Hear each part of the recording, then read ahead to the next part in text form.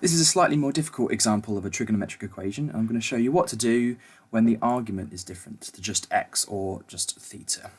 So what I want to solve here, I've got cos of 3x this time. This equals minus a half, and my interval of values for x is going to be 0 to 360 degrees.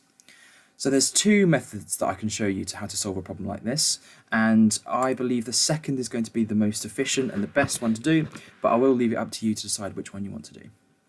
So for the first method, what I could do is I could plot the graph of cos 3x, which I've done here in red, and I've plotted it in the right range of values for x, 0 to 360 degrees. Then if I want my graph to equal minus a half, I can draw a horizontal line where minus a half would roughly go. And then where it intersects my red graph, cos 3x, I can expect to get these 6 solutions here.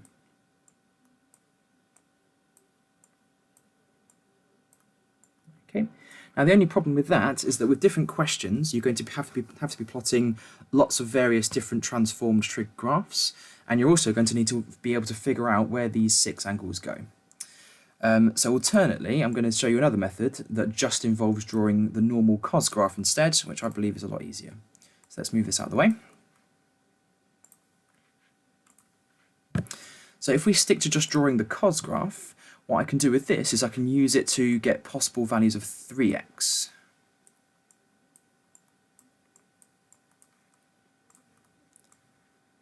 And if I can make sure I've got all possibilities for 3x, I can then divide them all by 3, and that tells me all possible values of x.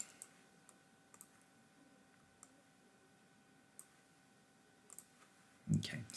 Now, to figure out all possibilities for 3x, I need to know what range of values this quantity can have. So if I look over here at my inequality, I know what the range of values is for x. If I want to know the range of values for 3x, I can just times everything by 3. So 0 times 3 gives me 0 on this side, 3x in the middle, and timesing by 3 on the right gives me 1080 degrees. Okay, so the first thing you want to do is you want to take your interval and extend it to include all possible values of this value here, 3x in this case. So on my cos graph, I can go as high as 1080 degrees to figure out values of 3x.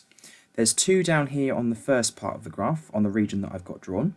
If I use my calculator, I can do inverse cos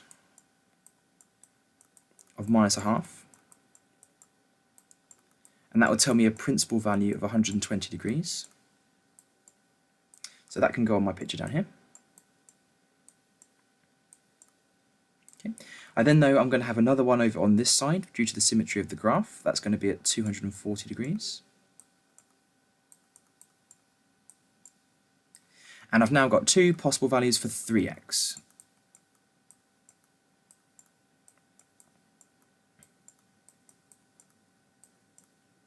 But as we said, 3x can take a much wider range of values than x can. I'm allowed to go further up on my cos graph to get more values of 3x.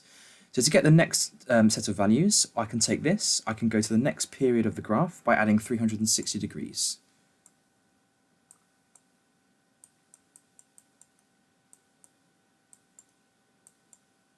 If I do that, I get to the next portion of the graph, which will be over here, and that's going to give me 480 degrees.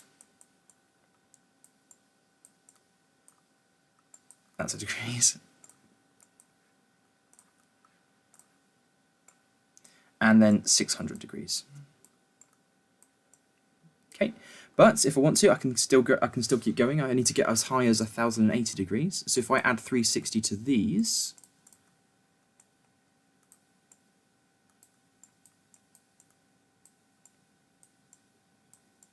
I can get even more values of 3x. And if I do that, I'm going to get 840 degrees and 960 degrees. Okay, if I was to do this one more time, I would end up going past 1080 degrees, so I know that I've got them all. Now I'm confident I've got them all, I can divide them all by 3 and get all my possible values for x, which are my answers. So 120 divided by 3, that's 40 degrees. Divide this one by 3, 80 degrees. 160 degrees, 200 degrees,